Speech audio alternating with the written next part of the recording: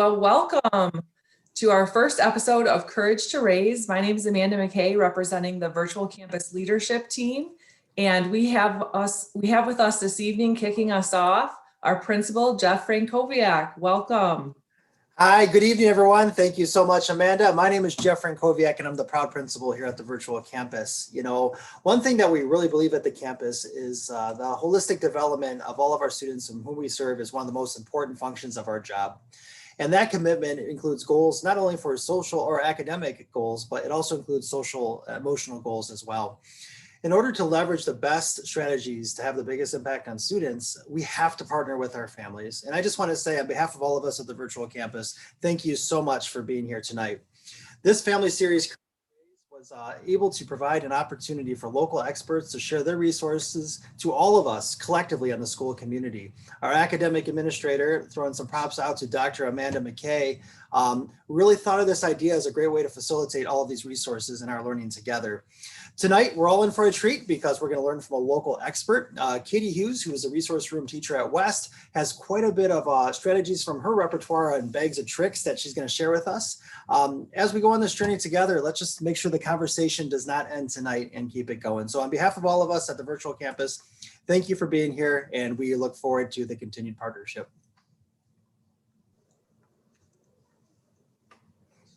Thank you so much, Jeff. We appreciate you being here with us. And I just wanted to start out, I know the star of the show, Katie Hughes, is here with us, and we will definitely get to her. I know everyone wants to hear from her, and we're so grateful that she was able to join us tonight and share her expertise. Just wanted to start out talking a little bit about how this came to be. We feel really fortunate as a leadership team that this year we were able to form a parent advisory committee. And so during one of our parent advisory committee meetings, families shared with us that something that they were hearing from those that they represent were looking for advice on how to support their children with social emotional issues.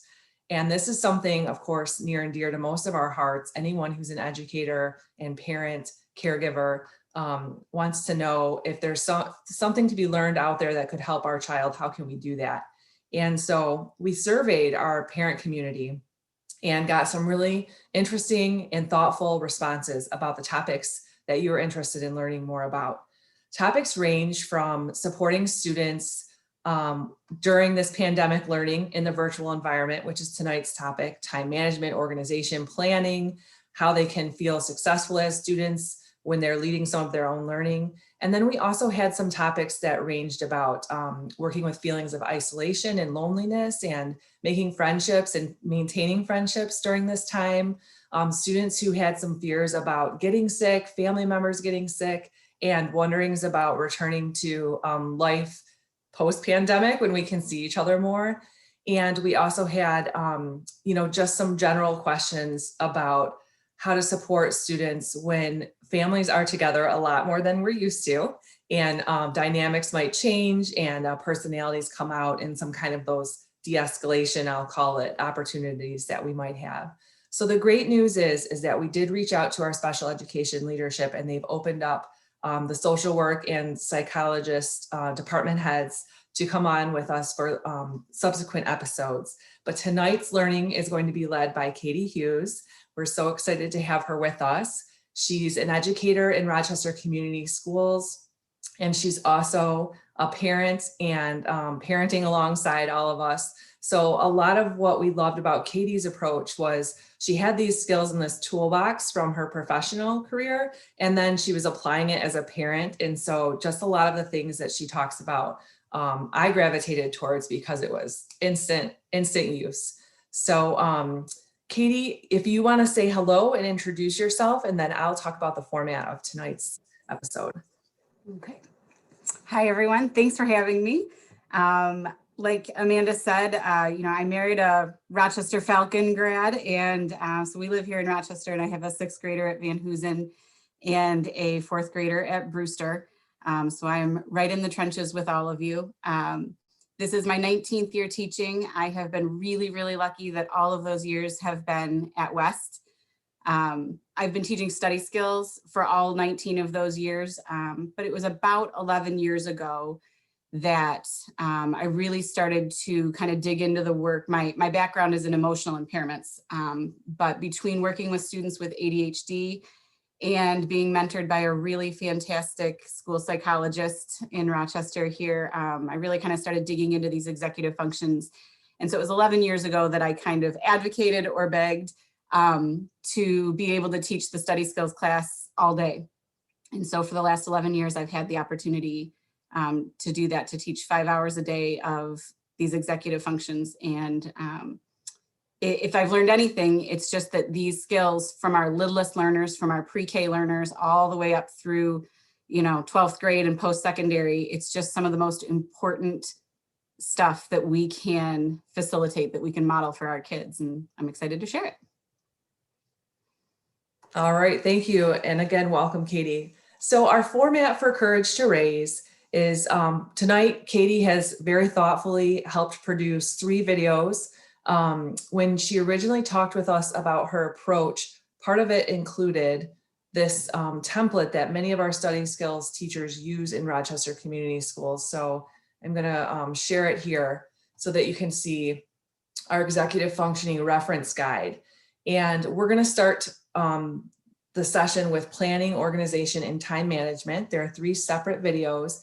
And after each video, we're gonna pause so that Katie can answer questions. And thank you for those of you who sent questions in advance. She also has those and can weave those answers into the things that you've already sent ahead of time. And then we will, of course, use the chat function if you want to ask anything while the videos are playing. I'm going to put the link to our first video for planning in our chat.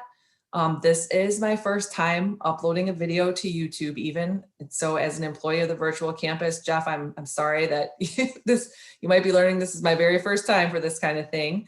But if we have any technical difficulty, then you can watch this at your own pace, and I'll give it a few minutes afterwards, after it gets started, so that as people come back from watching the video, we should all be on the same page. So without further ado, I'm going to go ahead and get our planning video started.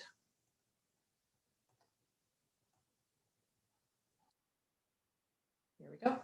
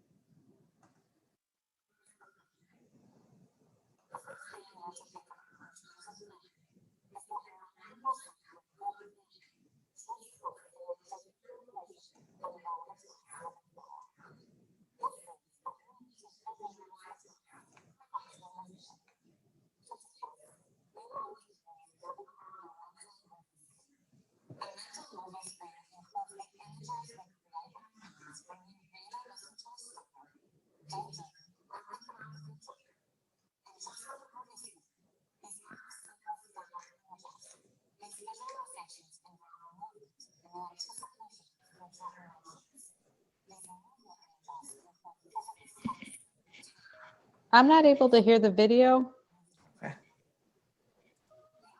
Yeah, we'll replay the video. There's just Okay. one little option. When we record it, with a presentation being recorded, sometimes there's a glitch. All right. Sorry about that. Thank you so much for saying something, of course. So Jeff, is it something you can coach me through, or is it Yeah. So basically, Amanda, on the top bar up top, there should be a menu on the drop down that says Share System Audio. top right, top left? Yep, like it comes up, like when you're doing the shared screen, it will say, when you play the video, it's shared, when you do the share screen, it'll say Share System Audio. That's just the menu that has to be caught. Thank you. I know when the process is recording, that thing gets slid over, so that's okay. Happens to everybody. Thanks for your patience, everyone.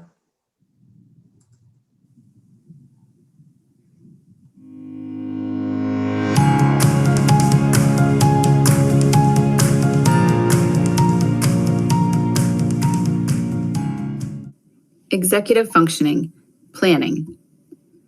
Planning is the ability to figure out how to accomplish a goal. It includes visualizing the end result, outlining the steps to complete a task, and identifying needed resources or materials. In this video, you will learn about the key components of planning and practical examples related to school. Requirements for planning. The first thing we need to think about in terms of planning is that 90% of good planning takes place in a different location than where the task will be carried out.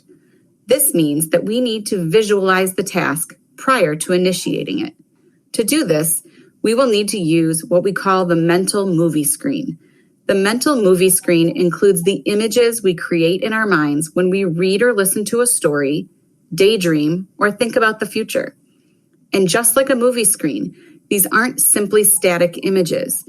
These visualizations involve movement and the anticipation of future emotions.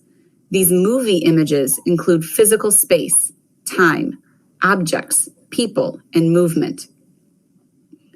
The other important prerequisite for planning is inner dialogue. This term refers to the conversations that take place in our minds when we plan tasks or make decisions. It involves a mental dress rehearsal of sorts, where we might talk ourselves through the advantages and disadvantages of a plan A versus a plan B. Elementary students have likely seen cartoon or TV show characters visualize and think aloud when planning. However, they are also frequently asked to engage their mental movie screens throughout the school day. A teacher might ask students to describe what they pictured in their minds after listening to a story. Students might be asked to describe what their math assignment should look like before turning it in. Or they might be asked to simply describe what they will do in their free time after school. All of these examples include the mental movie screen and an inner dialogue. Secondary students likely use their mental movie screens and inner dialogue without even realizing it, visualizing what the lawn looks like after it has been mowed in order to plan which direction to push the mower, mentally walking themselves through an at-bat or a volleyball serve, even mentally rehearsing asking a parent for an increase in allowance money. These planning prerequisites become increasingly more important when planning school tasks such as multi-step projects, assignments with due dates in the extended future, and balancing academics with extracurricular activities. Begin with the end in mind. The most important part of engaging in the planning process is to begin with the end in mind.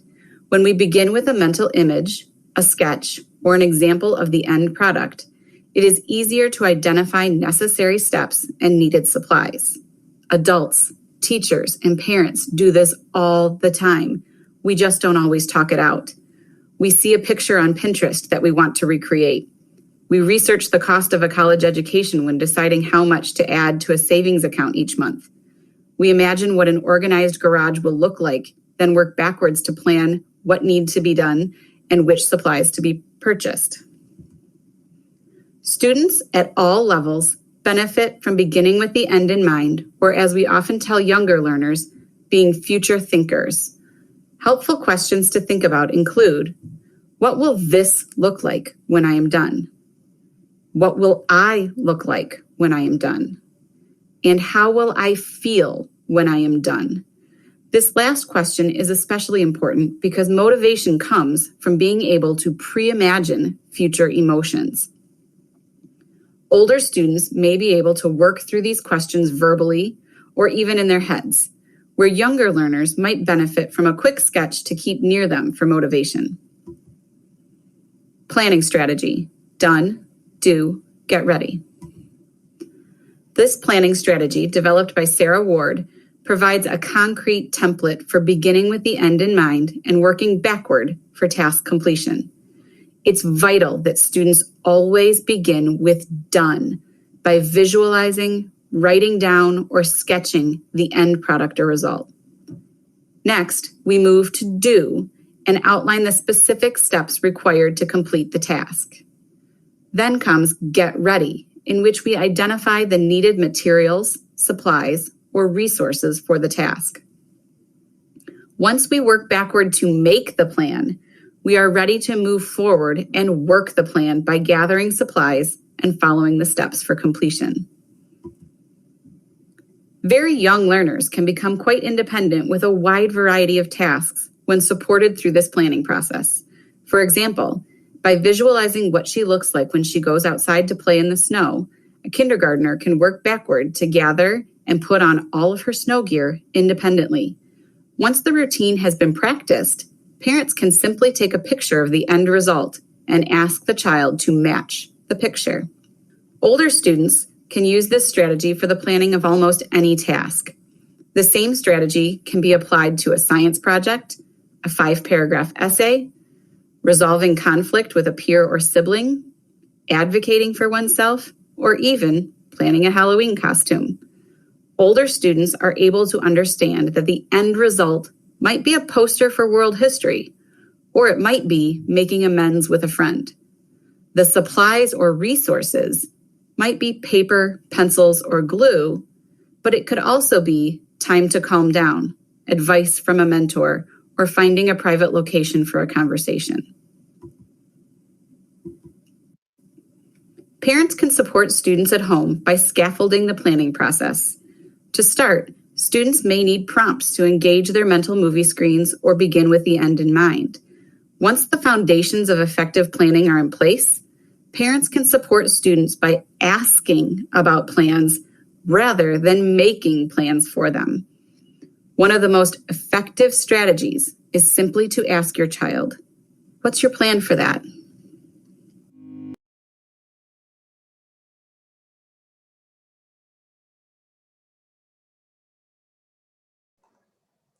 Okay, so although I've been studying this with Katie and learning from her, I still came home today and said, Jackson, you have to get all the pets and go downstairs in the basement and be quiet, and was shocked when it didn't happen just like that. So it's not that any of us are experts, but that we're even tinkering towards trying to use the strategies, I think, is as a lifeline for some of us. So what questions might you have for Katie about the planning stage?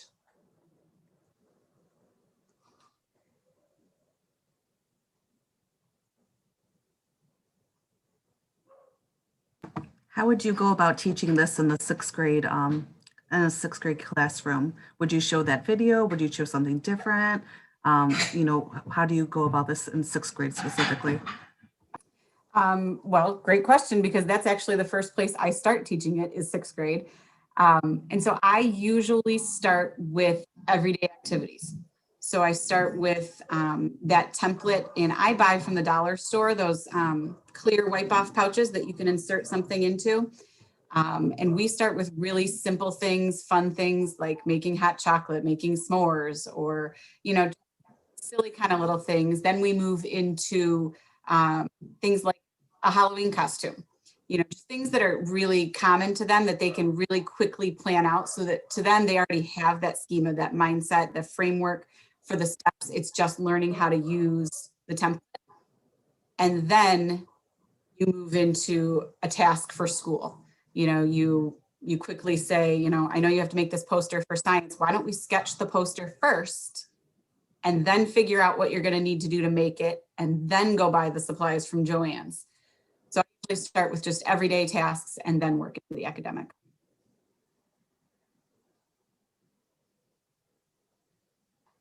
All right, I see a question there. I have a question. Can you hear me? Yep. In secondary situations, how do you handle when there's multiple things to do during the school day, tackling all the different subjects? Do you start by planning your plan and coming up with all your plans at the beginning of the day, or do you handle them one thing at a time and, do one plan and see that through to getting done, and then start a new plan and then see that through? Right. How do you recommend?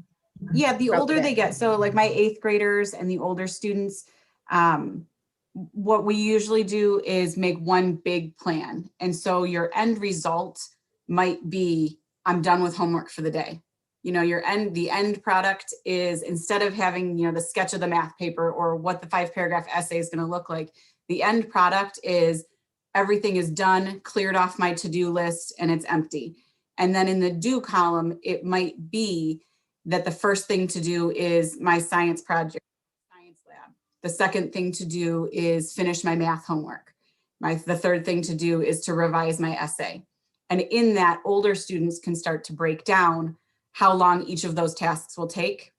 So I think that I'm going to need 20 minutes to finish the science lab. I think I'll need 15 minutes to wrap up the math. And I think I'll need a half hour to revise my paper. And then you look at the supplies. So for older kids, I think looking at the whole picture helps. Thank you. Mm-hmm.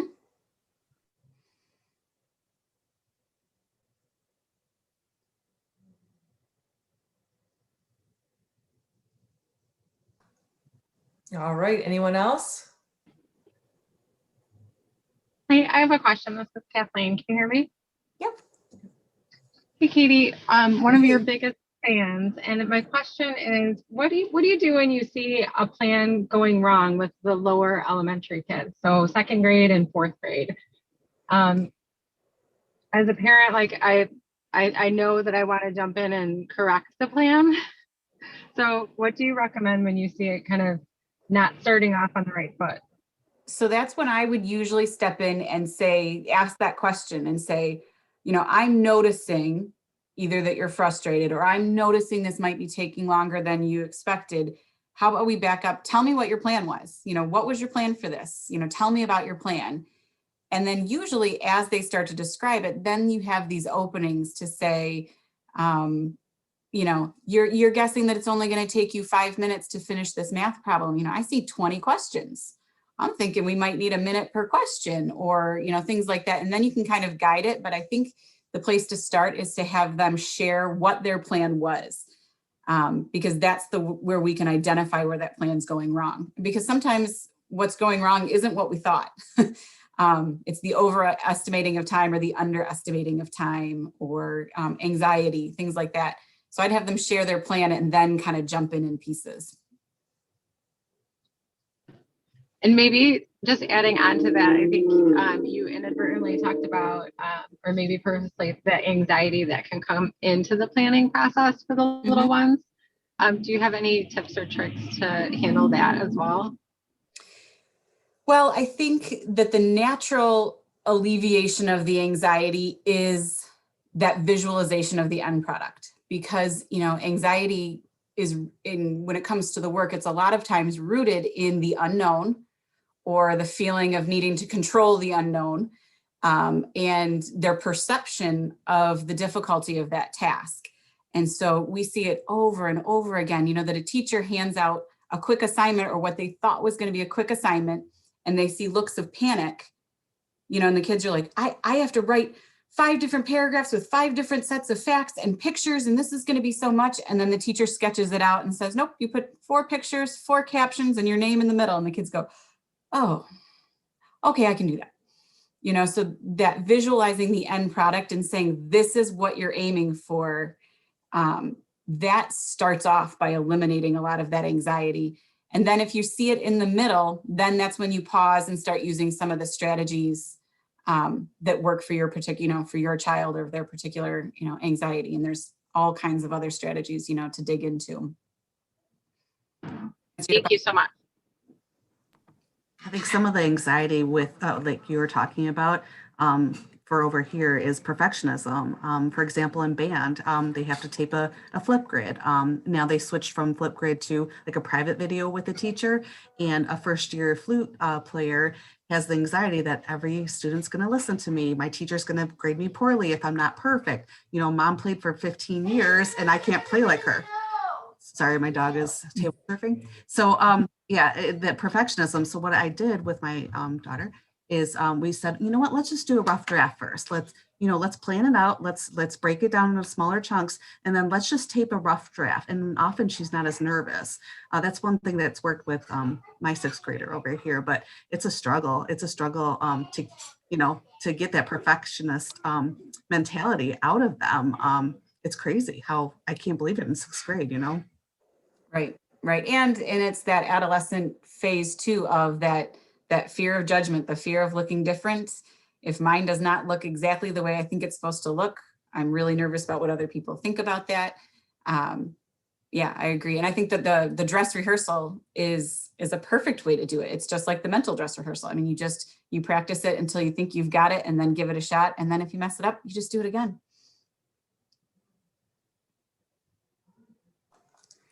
All right. Any other questions before we move on to our organization video?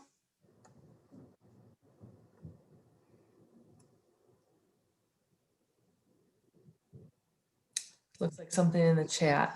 Yeah. And so you set the goal and then, you know, the goal is met by the time you get there. And I'm assuming you mean like even with good faith effort and Right. working toward it.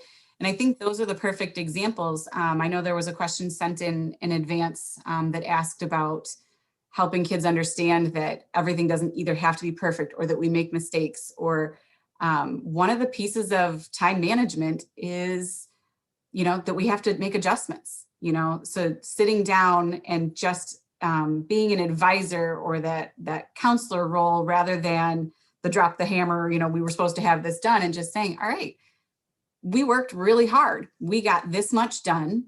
We're going to make a plan to get the rest of it done, you know, at different times. And next time we're going to use this to help us estimate differently. You know, we're going to use what we learned right here, and we're going to remember it the next time we make a plan, because we probably need to chunk out more time, you know, for each task.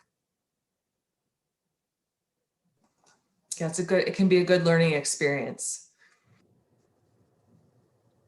All right, so we will go on to the organization video now, but certainly if you have questions after this video, we'll continue to answer those questions. Let me share my screen.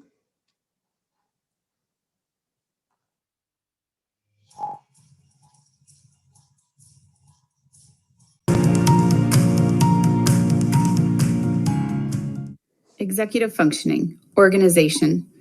Organization is being able to develop and maintain a sound system for keeping materials and plans. You will learn about the key components of organization and practical examples related to school. Organization of Workspace. Even elementary age learners can provide insight into what they need from their learning space. Look for areas outside of your child's bedroom with natural light and view of the outdoors if possible. Learners will benefit from designated areas where they keep their notebooks, fiction and nonfiction reading materials, and other materials such as scissors and colored pencils. Having an analog clock and a visual timer are key aspects of the workspace, which we will talk about more in our time management module. Your child may prefer to have a workspace with their computer and a separate workspace to read or write. Secondary learners can also provide insight into what they need from their learning space. Ask about the learning spaces they have felt most comfortable and focused in over the years. Look for areas that limit external distractions such as TV, video games, and personal devices. Older learners can benefit from designated areas to keep textbooks, binders, and writing or art tools. They may also choose to continue utilizing a backpack and a pencil pouch that can be neatly packed up each day. Having an analog clock visible continues to be important, even for older students. Organization of materials. Elementary learners often use notebooks for reading and writing workshop. Students use pictures, post-it notes, tabs, headings, and their writing to organize within the notebooks. Notebooks are often used throughout the entire school year. Students also have everyday math journals and science journals. They may choose to use additional notebooks for math, science, and social studies if they want to take notes or keep their materials in one spot. Secondary learners often use notebooks, folders, and binders to organize materials for their 6 different classes. Students may choose to use a separate binder for each class or one large binder system with individual folders for each class. These materials can be color-coded to allow for quick visual scans when preparing for class. A student planner is another organizational tool used by many secondary students. Planners can be paper or digital, depending on the needs of the student. Accessing materials. Elementary students typically have very predictable schedules for math, reading, and writing. When a student thinks about what materials they need for Math Box page 70, they come to understand after repetition that the essential materials for math boxes are their everyday math workbook, a pencil, an eraser, a whiteboard or scratch paper. Reviewing these materials before each math workshop and making materials readily accessible will help students with organization. Secondary students typically require the same general materials daily. While these materials may vary from class to class, they are typically the same unless a special project is assigned. For example, standard math materials may be a pencil, a calculator, paper, and a textbook. Standard social studies supplies may be the same, but exchanging a calculator for colored pencils. The key is to have materials stored together in a convenient location. Checklists. Checklists are another way for learners of all ages to stay organized. When elementary students think about submitting an assignment with multiple parts, having a visual checklist will help them remain organized. The example shows one family's visual checklist to help their child understand what they need to do, including a visual reminder prior to going to bed each night. After successfully using checklists with elementary learners during daily routines, transitioning to using checklists to turn in assignments will feel more routine. Consider an assignment your child might have that asks that they interview a family member about their favorite book. What might a visual checklist of this assignment look like? When secondary students think about submitting assignments for many different classes, a visual checklist will help them stay organized. The example shows one family's visual checklist for setting the table at mealtime. While pictures may seem unnecessary for older students, research shows that visual representations are processed by the brain more quickly than written directions. Authentic pictures also provide a reminder of the expectation and what the task should look like when it is complete. This is something we will discuss further in the planning module. Checklists can be used with secondary learners in mastering routines for getting ready for school, completing or submitting assignments, and even self-advocacy. Consider the secondary learner's task of organizing synchronous and asynchronous work, along with attending a teacher's office hours. What might a visual checklist for this look like? Being able to develop and maintain a sound system for keeping materials and plans neat and orderly is the foundation for completing assignments efficiently.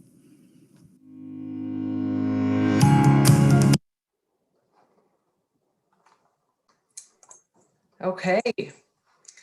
So that was our organization video. And that one list of supplies was from my 6th grade son's STEAM class. And he brought that to me. And the hardest thing to find on the list were rubber bands, which just ended up being my hair ties because we didn't have any rubber bands anywhere in the house. So sometimes you get a curveball thrown at you, but you just make do. So what questions might you have after hearing more about the organization and some of the tools that we can use there with our students?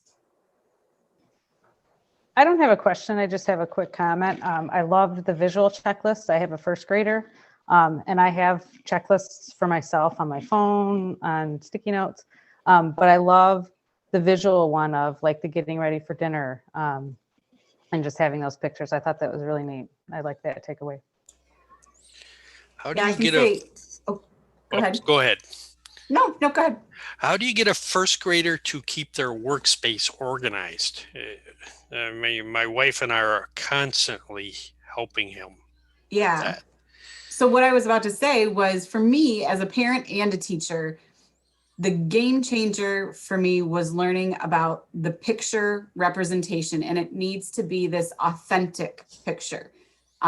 We show kids a clip art picture, but that doesn't register with what my book looks like. That book is blue, my book is red, and so when you have authentic pictures to match, kids can scan quickly and match it. And so what I do for bedrooms, backpacks, classroom, the bathroom, and workspace is what you do is you work together to get it set the way that you think it's supposed to look. And you snap a picture And you can either keep it on a device or you can print it out and just put it in a little sheet protector or tape it up. And it provides that visual cue of match the picture. And so when we say, go clean up your desk, and we all know what happens, right? They move a couple things around, then they get distracted and they're like, it's clean. You know, so when you have that visual prompt right there and you say, it needs to look like this, that gives them that whole begin with the end in mind visual in their head and says, when I'm done, my workspace needs to look like this. And so it could just be part of the routine that either at the end of every night, you know, at the end of every school day or before school starts every day, match the picture and make sure your workspace is ready.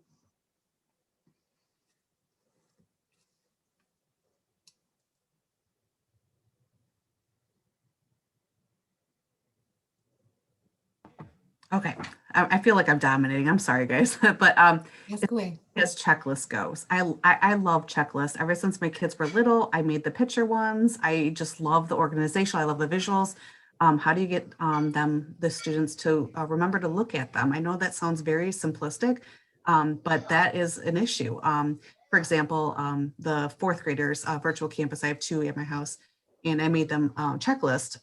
You know, after school every day, you should be doing this, this, this. It's up high enough. One has a vision problem, so I can see why she may not be able to see it. So I probably should tape it right in front of her on the table. But how do you just get into that routine where you don't have to remind or nag them to look at the checklist when you're done? I just find that even with their bedtime checklist with a 4th grader and a 6th grader, they forget to brush their teeth half the time, you know? I put it in place, you know, we talked about it, but that next step is just hard to jump from them. I don't know. Yeah, and I think the the friendly broken record kind of technique works with you know, in school when I have a checklist, like exactly what you said, you put it right where it's visible, right where they're going to see it, and instead of saying, you know, are you ready for soccer? Are you ready, you know, to start your day, or have you finished your homework? You just say, take a look at your checklist. You know, take a look at your checklist, and it's going to take, it's kind of that extinguishing the prompt. You know, you're going to have to prompt for a while until you build that habit, and then you can start to kind of pull back. But the key, I think, is to always refer to them to the checklist, because what we tend to do as parents is we give one prompt like get ready for soccer. And then we get the I did, and we look and we get frustrated. And then we say, you still don't have your shin guards, your water bottle, and before we know it, we've done the plan for them. We've listed off everything that was on the plan. And so if we keep pushing them back to the checklist, and sometimes, you know, kids, my own son will say, can I play video games yet? And I'll say, I don't know. You know, you'll have to go check your checklist. And so then he's in charge of deciding whether he can play video games or not, because he knows he can't until that checklist is complete. I find myself, like, we make a checklist and then I say, you know, she thinks she's done for the day. Double check your checklist. Did you get everything done? And she'll say yes. But then we'll find out that one of the things maybe was done, but it wasn't actually handed in. Or she thought she did it, but she didn't. So she'll say, yeah, I did my checklist. I did this. And then we're like, okay. And for a little bit, we were double checking the checklist and then finding out things weren't done. And then we decided, like, this is on you. So then you get the natural consequence of not having done your checklist, but it still doesn't seem to quite be sticking in. So I guess, do you have any tips on, I guess, making a more thorough checklist, or what to do when they say the checklist is done and it's not actually done? I think, you know, what you said is probably every parent's biggest struggle. Yeah. You know, and I do think that, you know, I find myself as a teacher sometimes when I realize that, you know, I try to break down whether is the checklist not thorough enough? Are the pictures not authentic? You know, I've found through remote learning for my own students, I'm taking screenshots of the turn in button on Google Classroom. You know, the major buttons that we need to hit. Have you hit that little turn in button? Have you hit the whatever? Does your missing list look clean like this? So sometimes it's about having to put more specifics into the checklist. And then sometimes it is about having to go through that checklist with them, you know, and then maybe attaching some rewards or lack of rewards to it sometimes helps. But I'm with you that sometimes there is that natural consequence that my own sixth grader, missed something in Google Classroom the other day, and I made her email the teacher, and she said she's going to be so annoyed that I emailed her again. And I was like, well, if you don't want to email her anymore, perhaps you should make sure your list is cleared correctly, and then you won't have to email her again. So I think it's you kind of have to tease out a little bit too. Is it not specific enough, or is this just rushing through the list? One can be detailed, one might need some rewards or consequences attached to it. Thanks. Mm-hmm.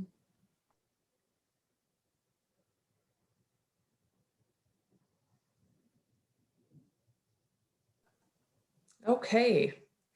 So our last video is on time management.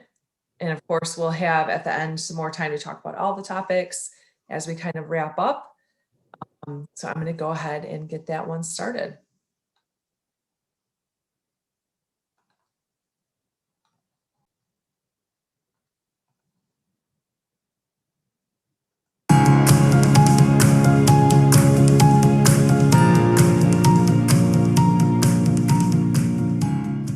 Executive functioning, time management.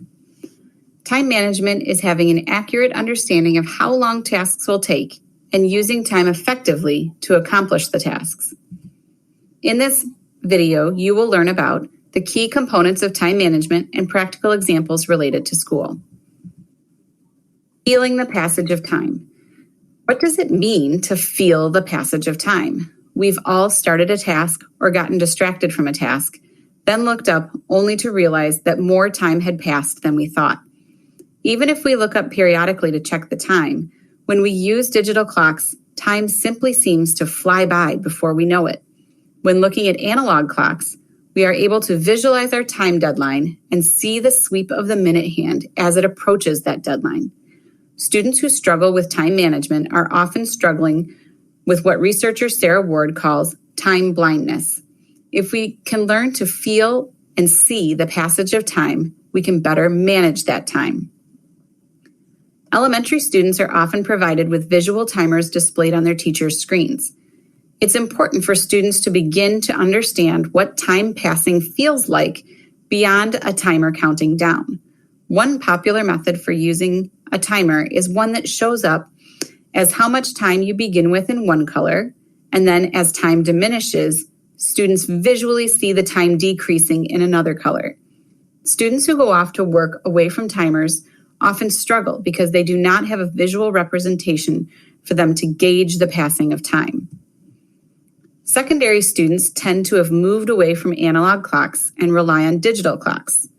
Often, the mismanagement of time by this age group is related to their inability to feel the passage of time using a digital clock. It's important that students understand that as the hands of an analog clock move, we are able to visually see time pass, and then we are better able to manage it. One strategy for students of all ages is to create a working clock by writing on a glass-faced clock with dry erase markers and using magnets to mark starting and stopping points. Estimating time. Once students are better able to feel the passage of time, it becomes important to be able to estimate how long tasks will take. Many students underestimate how long tasks will take, often resulting in rushed or late assignments. Some students overestimate how long task completion may take, causing unnecessary stress or anxiety about how to manage their workload. When students are able to accurately estimate how long a task will take to complete, they are better able to manage multiple tasks within a given timeline. Elementary learners can practice at home by estimating how long simple tasks take and timing them for comparison. Fun examples might include tying shoes, completing a chore, coloring a picture, building a Lego creation, or getting ready for bed. Secondary learners might engage in the same activity with more relevant tasks, such as getting ready for soccer practice, preparing a snack, or completing one school assignment. Older learners can use their planners to jot down their time estimates for work completion and then also record the actual time taken. This provides a record for students to refer to, allowing them to make adjustments as needed. Eventually, older learners can learn to identify about how long certain types of tasks will take them to complete. Deadlines and due dates. Elementary students can write down due dates in a variety of ways. Having a visual system of recording due dates using something as simple as Post-it notes may be helpful. Students can write down what is due prior to beginning the work. This will help them and you begin to think about what is due and the time that needs to be spent on it before submitting the work.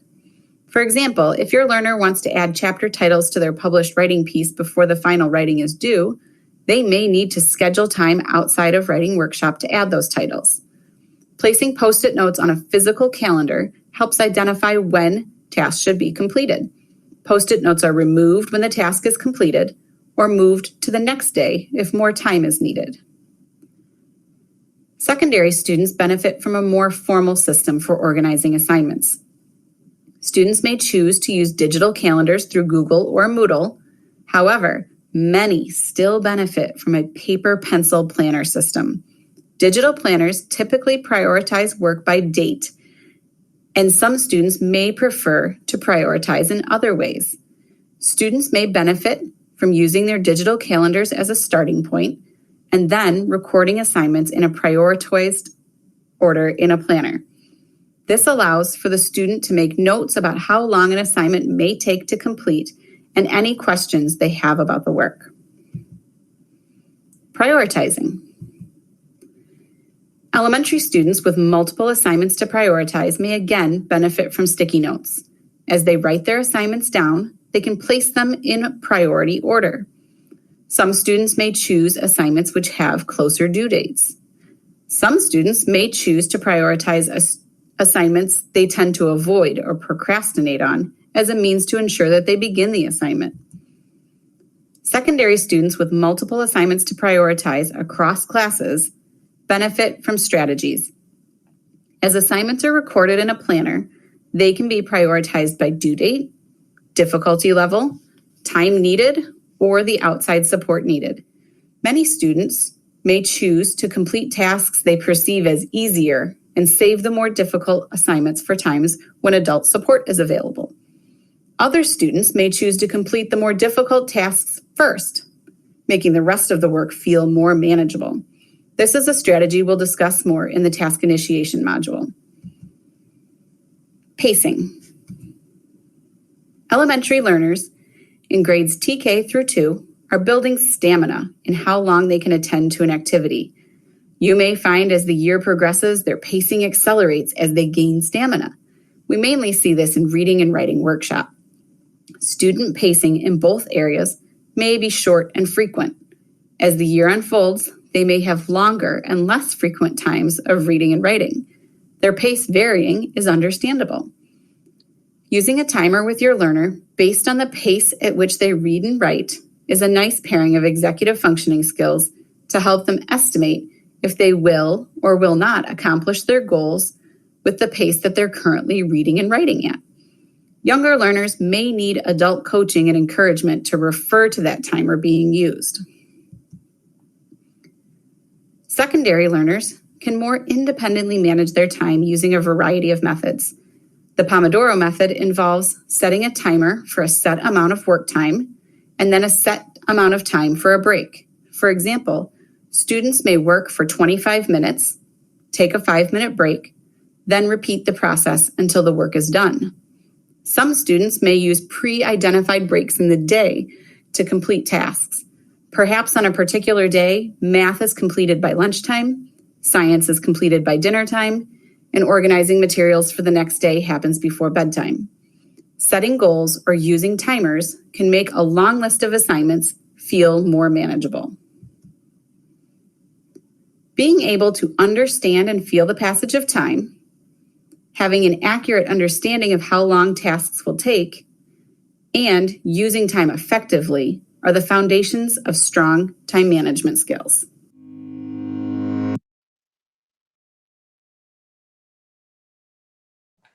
Okay, there are just so many tips in there that are great. I love the whole time management piece. There's been a lot of fun experiments with it in the McKay household. And when I first heard this part from Katie, it was the very first time I'd heard of, the sweep of the hand, the passage of time, and just being more aware of it, especially with my 4th grader. it is absolutely true and just fascinating to try some of these techniques. Again, there's no perfection over here at the McKay household, but just a little bit of trying and tinkering with it has made some improvements. So after hearing that, what questions might you have?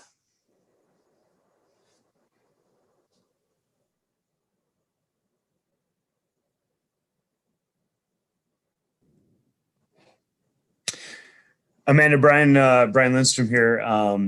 Thanks for putting this on. I just wanted to share real quick, because some of the things that Katie has pointed out, we've had teachers at the virtual campus come up with some schedule templates for kids that, similar to the in-class, in-person bell schedule, that sets those limits, right? We're going to work for this amount of time. They set that limit, then they take a break, they move on to something else. So I'm just going to paste it in the chat. It's an example of some schedules that our secondary folks have come up with. One is like a 2-hour lunch break. The other one has an hour lunch break.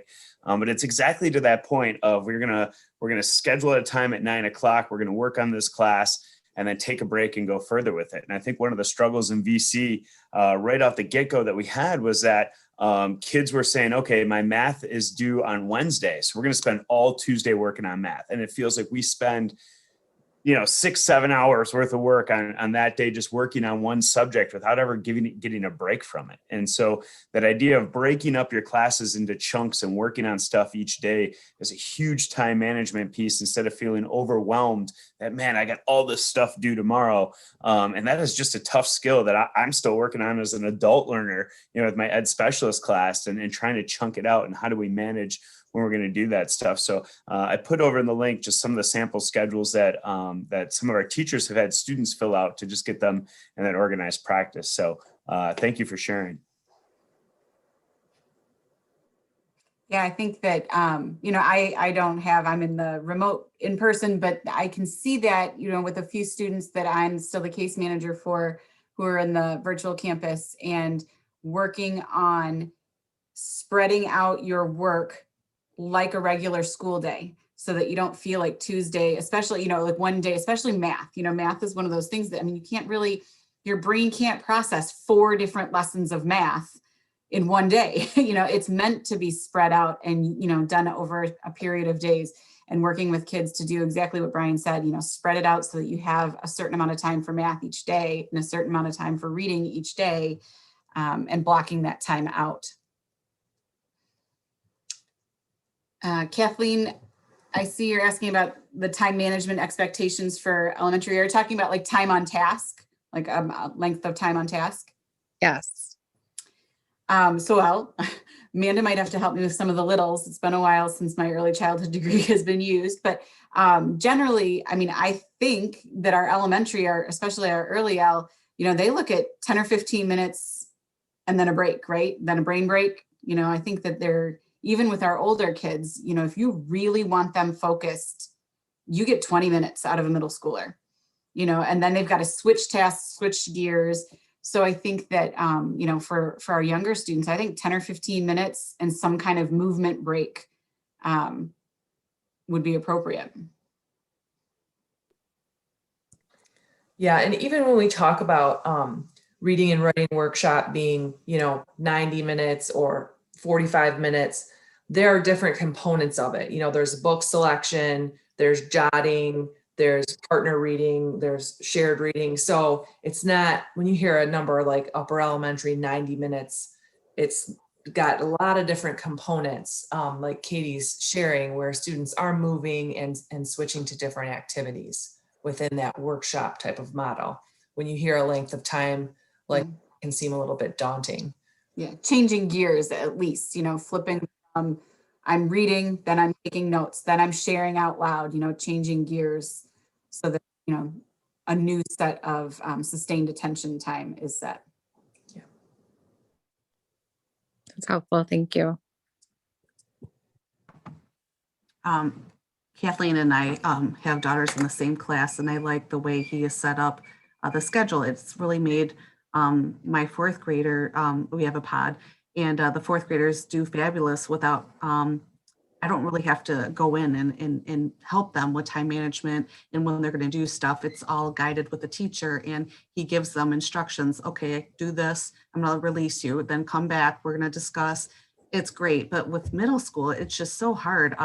We set up our middle schoolers with written planners, paper planners at the beginning of the year. And we're finding that they're useless because it's just, I love planners. Like I live by my planner, but actually a dry erase board has worked better.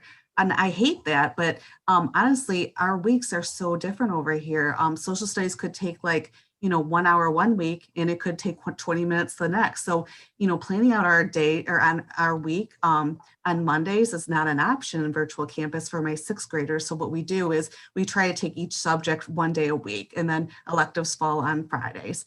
And it's working for us, but I would love to get back to the paper planners, at least to do due dates and the times. But honestly, the thing that working for us over here is the 6th graders, they plan out what they have to get done when they're at my house. They put it on a dry erase, and then they check it off once they turn it in. So that's what's been working here, and setting timers for when they have Zooms on their iPads or their Google calendars. And I hate that we're doing that, but that's what's working best. Everything's changing. Sometimes their Zooms might change, it's just a feedback for secondary. I'm not complaining. I'm just saying that I wish we could get to the paper planners, but for right now, a dry erase and some iPad planner or timers is what's making us survive over here. But it's really hard. Like I said, you just never know. Sometimes a Zoom will end early, sometimes it'll go over. So it's just hard. And sometimes you may have a tech problem. So you can't plan for any of that. And I know that life happens, like you get sick, but it's just, that's the challenges of virtual. Yeah. Well, and I think you have to give yourself permission to do what works. I mean, we used up until this year, we have a paper planner, and we used to have this wonderful paper planner at the middle school that was very much like the elementary. And then it switched to one that was really general, and it wasn't working great for kids. And so we've done a variety of things. I have some kids who just keep a pack of sticky notes in their binder, and they put a sticky note, and stick it on. Some kids are just still using that old-fashioned homework folder where everything went into one folder. So you have to use what works. So if the wipe off board is what works, I used to love to cross things off a list. If erasing it from the wipe off board is what works, then you have to do it. And we all need timers right now. I need timers to make sure I don't miss my Zooms. We all, it's a new environment. So we need those supports. And I think that a further down the road executive function skill is you're teaching flexibility. You're teaching your kids to adapt to the environment they're in and find a strategy that works for them. And to find that strategy, sometimes it takes going through 2 or 3 that don't work for you. I think that the biggest thing with organization and time management in terms of that time is that analog clock. So even if you're using a timer on your phone, even if you're seeing the things count down, or you have a timer set for your Zoom, if you have just something visual where you're seeing time pass, you're still getting that concept. Thank you. Mm-hmm. And Jen, that's part of why we named this Courage to Raise. It wasn't necessarily because any of us thought we were being courageous as parents and caregivers, but that it was courageous to be vulnerable and say, this is what's working for me. These are the questions that I have. So I just appreciate that openness. 100%. I want to second that. I am so excited about this series just because of the fact that I think we're bringing real conversations to problems that we're all having, and not just talking about the problems, but sharing solutions and really informed, educated, experienced guidance from yourself, the staff here. And we just appreciate you guys bringing this together in such a wonderful way. Well, thanks, Kathleen. Any other questions?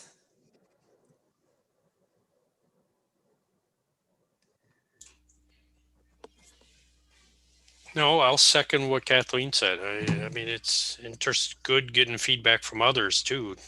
I mean, Katie, you brought some good examples, but even all of us are fighting similar problems, I'm sure. Well, and it really takes sharing to kind of find the best solutions. I mean, I will put out there that when we, you know, for the in-school setting in terms of managing a planner and a homework folder, my go-to strategy for the last 10 years came from a student's grandma. A student's grandma who said, I cannot manage these papers. And she stuck this little folder in the middle of a planner, in the middle of a 3-ring binder, and it was genius. And I used it for the next decade. You know, so sometimes the tips and tricks, if you're not sharing them with each other, someone's got something that really worked. And you have to get together and share them and talk about it to find those. Absolutely. Well, we appreciate this idea coming from our family community. So thank you for inspiring us. And our hope is to, in the next couple of weeks, survey for topics and then hopefully convince Katie to come back for the rest of the executive functioning skills and topics that we have.